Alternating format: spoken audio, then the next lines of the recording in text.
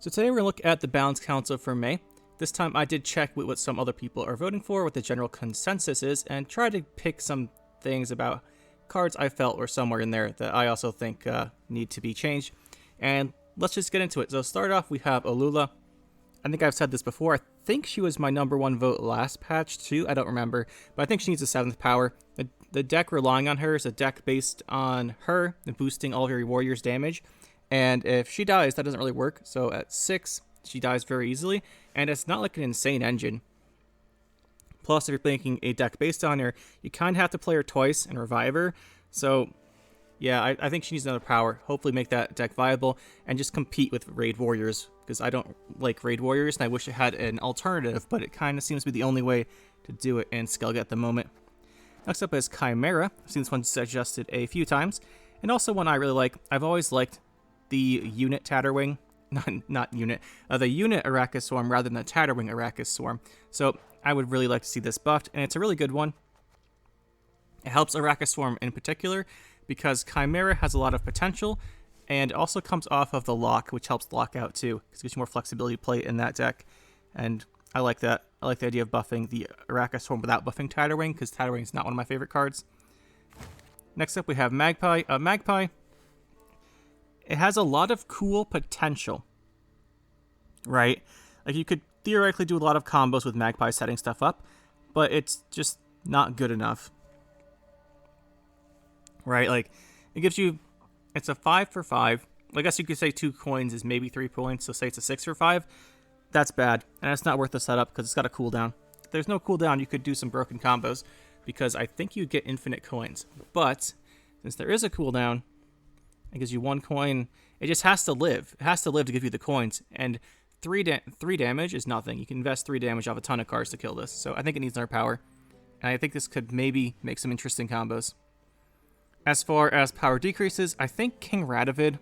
I'm going to make a video probably tomorrow about the summary of this season, as several of you requested. And this is one of the most popular decks. Just has King Ravid in it. Right, you've got the Temerian infantry, just resetting them, making extra copies. This gives King Ravid gives them points. You've got Temple Demavend. They play this. It gives them points. It's all the most popular Northern Realms decks play this. And I think a power is fair because he plays for like 6, and then if you zeal him, which you don't have to be fair, you can zeal him and get another charge. The leader charges are worth quite a decent amount. So I think he just comes down a little too much, right? As when people play, you know they're gonna play Ravid, you know they're gonna play the next turn, because they're going to click the order. But I think if you make it so this guy's easily removable at 5, so you actually have to invest some protection on him, it'd be a lot more fair. Because right now, it's kind of hard to do 6 damage. They just play this, and then, well, most of the time, there's not really much you can do at the second, about the order. So Inspired Zeal will just give it a charge, but that would take a charge away from something else. So I think making this have 1 less power would be a pretty good way to address all the Northern Realms decks. And maybe give some variety there. Next up, we have Sov. Sov, I went back and forth on this one, but after looking through all the games I played this season, which wins and losses and stuff, I think Sov is the big one, because Raid Warriors, I think, is either the number one or two most popular deck I played against, and every other deck in Skellige seems to be playing Sov because it's just so good, right? It's immune points, which is extremely good, and if they don't have the boost off of it, it still plays for 11. So I think making him a 10 would be more fair, because honestly, the immune cards tend to have less points than the other cards, except for Sov. He's like the only immune card where he's got way more, above what you'd expect, right? What happens every single game is they place the leader, this Patch Little Fury, they play the leader charge, and then they go Sov, and then the Sov kills a, say, Savage Bear, and Sov plays for 19 points. Yes, that's set up, but it's not really set up. They just play it as a combo, and it's just uninterrupted 19 points every time. I think that might just need to be toned down a bit. Another point here. I didn't want to vote for him for a while because he got nerfed at one point. I wanted to leave it, but I think he might need another one just because of every Skellige deck's playing this. At least the ones I've faced. And lastly, we have Artorias Vigo. Same kind of deal here. He got buffed at some point, and I was not a fan of it when he got buffed, but after several patches, I think he needs to go back down a power. He just fits in all the Nilfgaard decks, right? Assimilate, most popular Nilfgaard deck in my games, plays him. Mill, the second most popular deck, I hate saying that, second most popular Nilfgaard deck, plays it. And then like all the other ones play him too, because you just get copies of stuff. And I think he probably needs to go down to power again, because he's one of those cards where he makes the 1 power copy, so it theoretically should be like you're setting up an engine or some kind of special remove, like a lock or something, where it's not a high tempo play, but giving him points just makes it more tempo, and I kind of think you should be down 1. On to the other buffs, which are always more fun to talk about. We have, I lied, these are +1. I thought it said buffs, but no, these are the other nerfs. So Ktrol Day. I think Ktrol Day just does too much for what it is. It gives you a basically uncontested removal. No one's going to Heatwave Ktrol Day. Actually, it's not true. I do it sometimes. Other people do it too. But it gives you removal on a later turn, which is extremely valuable, via a Clash and the 6 armor. And then also spawns a unit. The ability to just later in the game kill something is super good. And I can't really think of something other than like a Renfrey leader order, which is similarly valuable. The fact that it's resilience, the fact you can reset with Wim Deandra, I just think this one's a little too good. I think it needs to go to 12 probably. Just my thoughts. And then we have False Siri. This one I'm not too sure about. Well, I wouldn't say it. I kind of think False Siri is a little strong for what she is. She's one of those cards where theoretically you can interact with her, right? You can lock her. However, most things don't lock your own units. The exception to that is Deregere, right? Like Deregere and I think the vampire guy does too. Like you can do the gold ones can lock your own guys for the most part, except for you for some reason. Oh, you can't either. But yeah, unless you're playing Scoia'tael, you can lock your own guys there. And then not you. I think you can do your own, right? Yeah, the vampire guy. Like you can lock your own. But for the most part, it's pretty hard to interact with False Siri. Self-wound, you can kill her off sometimes. And monsters can consume her. And knights can transform into a cursed knight. But really, they took away a lot of the self-damage over time. Not self-damage, like things damaging your own cards and such.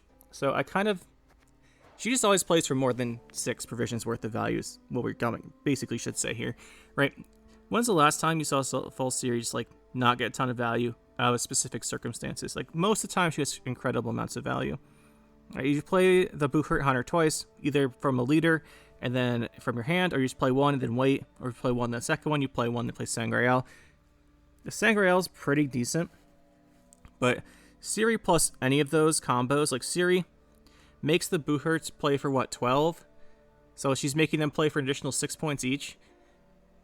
That's a lot of value. And then Sangreal, she like doubles its value. So I think she probably is a little strong for 6. But if you don't agree with me on that one, I completely understand. And the last one, like these the nerfs are always hard for me to figure out compared to the buffs. Then we have King of Beggars. This is just because in Syndicate, it seems everyone just plays King of Beggars, and it just takes away from the options in Syndicate, right? Like, King of Beggars is the way to play Syndicate, basically, right? In Pirate's Cove, you do it. For Collusion, you do it in Jackpot. You do it in basically everything, except for Firestorm, because they don't need as many coins. But, yeah, I think he probably, if I have to pick cards to nerf, which is always difficult, I think I'd go with him, because I don't want to, I think it would encourage some variety in Syndicate, which I'd like. And lastly, the buffs, the provision buffs. Mercenary Contract. Why is this card so bad? I've tried using this card recently as well, actually. It's not the worst thing ever, but is it really worth 7 provisions? I don't think so. It's 5 coins. It's a tutor card, but it only tutors low-cost stuff, like low provision stuff, because you can't get anything higher than a 9. And yeah, I've tried this card. It's not as terrible as you might think it is, but it's still bad. So I'd really like to see this go down to 6 provisions. Give you more of a flexibility card to get this with. More flexible cards to find things within your deck, that I should say. And yeah, the fact that it spends all of your coins is kind of atrocious. And really hurts it as well. So yeah, I think this thing needs to get buffed. And lastly, we have Alock Sage. A lot of thinning cards got buffed. I think Alock Sage should be kind of cool. Especially potentially in Golden Necker decks, you could do it down to 9 provisions. I don't think you'd play him because you have Golden Necker to find artifacts, but for decks that rely on artifacts, I think it'd be kind of cool to have him. And speaking of artifacts, Count Ruben's Treasure. This is just nowhere near as good as Novigrad. And I would rather see this buff than Novigrad get nerfed. Although I would understand a Novigrad nerf as well. But yeah, I mean, it's 11 for... Why is this 11? It should be cheaper.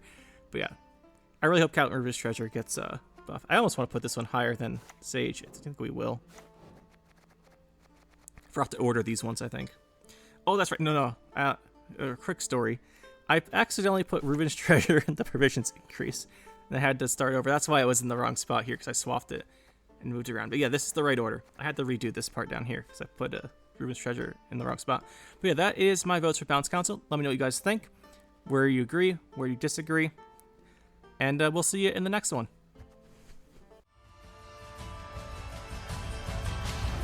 That'll be it for this one, guys. Hope you enjoyed. We'll see you next time. Make sure to hit that like button and subscribe to the channel for more. And you can check out some more videos over here. And thanks for watching.